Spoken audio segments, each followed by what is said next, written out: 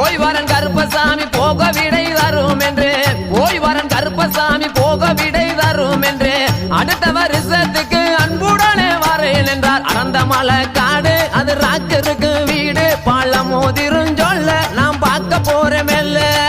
அடுத்த வருஷத்துக்கு ஆனந்தமாய் வரேன் சொல்லி அடுத்த வருஷத்துக்கு ஆனந்தமாய் வரேன் சொல்லி ஆக்ககரகத்துகன் அவுட் போஸ்ட் தானும் சென்றா. ஏழுமலை வாசாகி எங்கள் குலகேசா திருப்பதி மலை வாசா ஜெகம் புகழும் ஸ்ரீனிவாசா.